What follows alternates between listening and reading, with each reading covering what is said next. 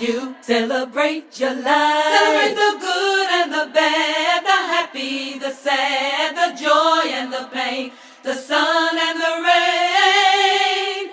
Celebrate life. Celebrate your life with love.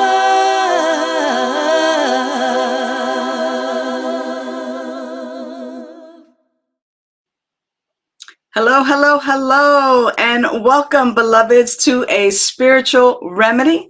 My name is Sunshine Daye, and it is a joy to welcome you on this Monday afternoon. Please let me know where you are watching from, and just, say hello, say hello, say hello, say hello. Today, I want to talk about this idea of simply being, like how you be. How do you be? And when you are faced with decisions or when you're faced with life and life circumstances, I want to know how you be, like what's going on and how you stay present. Hello, Pharaoh. So good to have you with us today. So glad that you're watching today. Yeah, so my question is, how is it that when you're in upset, when you're in joy, when you're in some pain, when you are in life's challenges, how do you be? And what is your mindset around being? Like what goes on for you? And do you find that you actually avoid being in the moment? And is it because you're afraid that you will choose to do harm to yourself or maybe to others?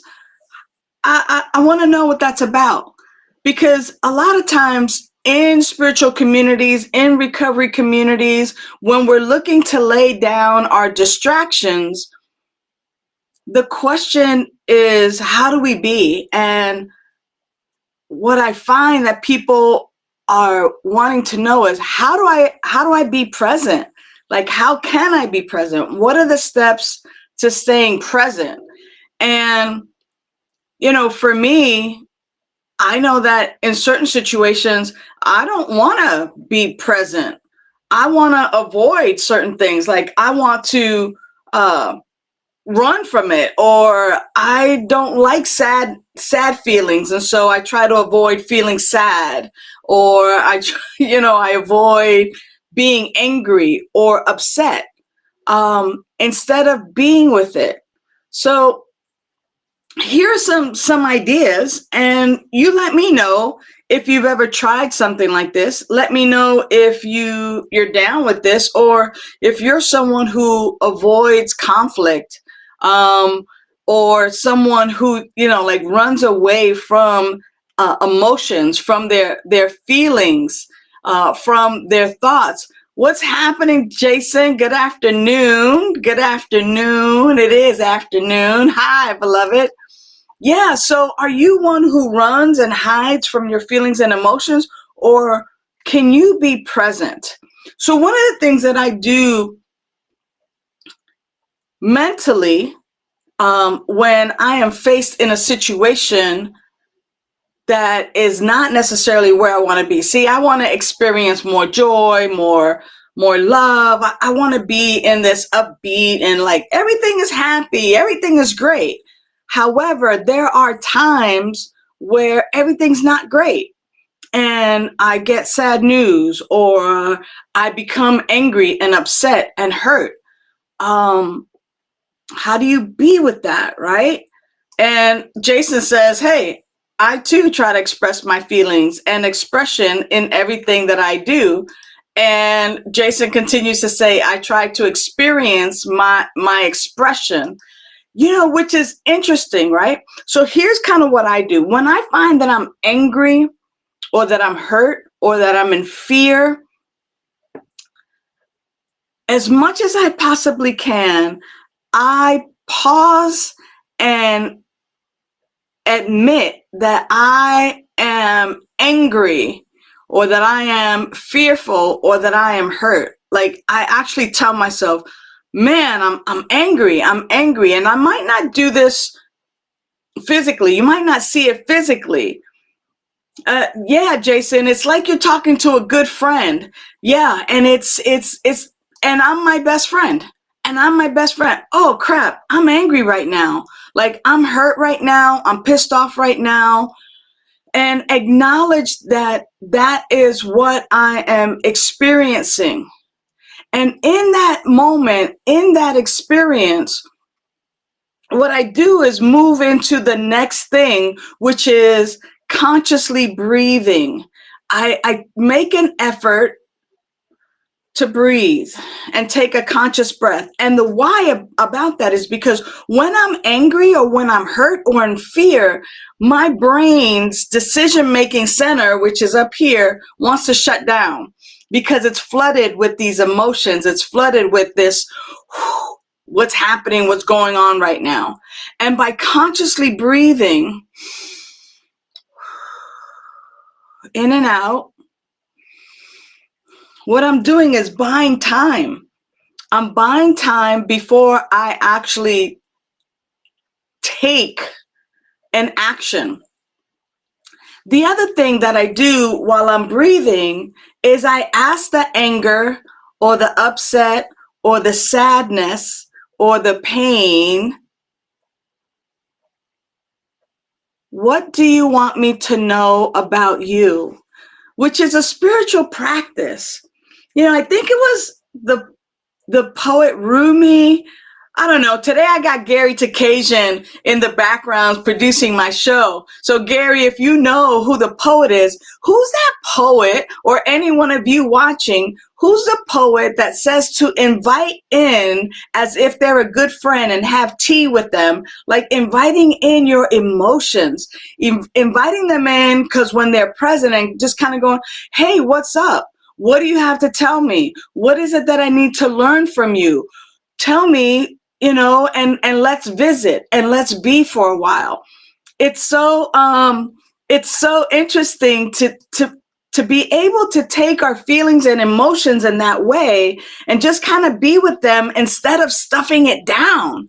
Instead of stuffing down, I'm angry or I'm hurt or I'm mad or I'm sad or I'm fearful.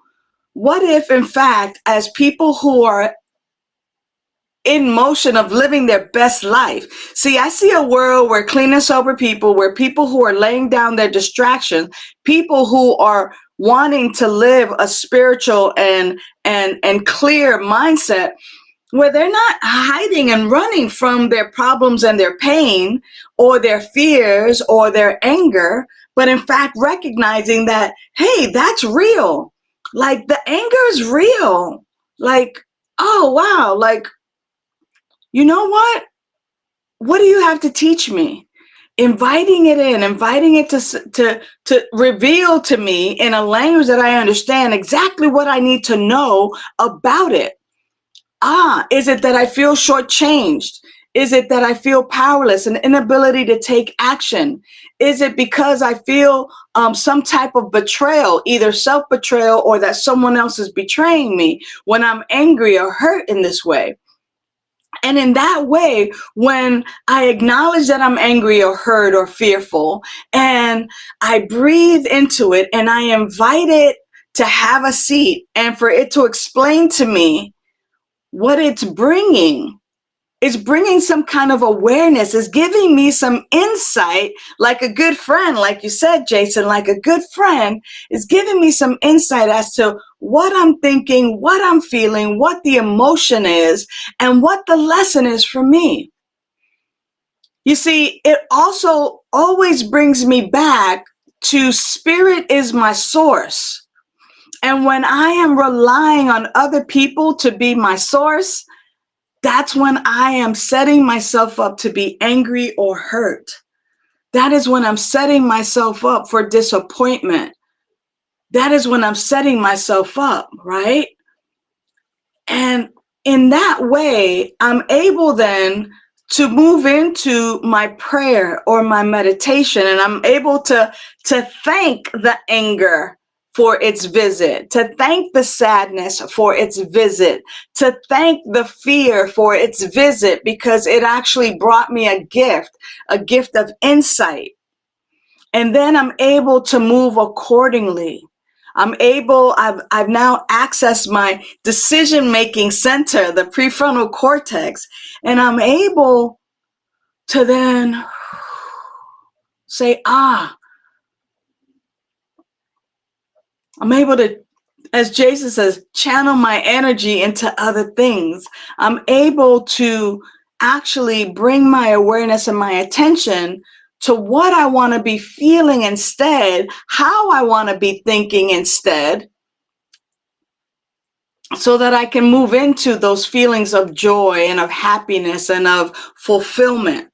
Now, it's interesting as well, because even as clean and sober people, as I look at the joy, I can invite it in and go, hey, joy, what do you have for me? Like, what is this all about? Hey, peace, what is this all about when I'm feeling peace? And I'm able to add more into my life. When I do the same thing with anger or fear or sadness, I'm able then to actually look at what I'm thinking about and what I'm entertaining and what is acting as a law in my life, right? And as people who have laid down our weapons of mass distraction, we get this opportunity to do this, and that really helps us to be present. Are you being present? And so this tool, this technique about slowing down, admitting the emotion that's coming up for us, about breathing into it, about inviting it in to reveal itself to us what it is that it brings, the gift, the message, and then taking a look and saying thank you, and you can leave now. Thank you and goodbye. We set ourselves up for living our best life and being present with the tears, being present with the joy, being present with the peace, being present with the fear, being present with the surprise, being present with the envy, and simply being present with all of the emotions that come up for us. Our emotions are part of our human expression, and we don't have to drink and use behind them. We don't have to run from them. This is how we can simply be and be present. So I would love for you to type into the chat one thing that you got from today's session. Let me know.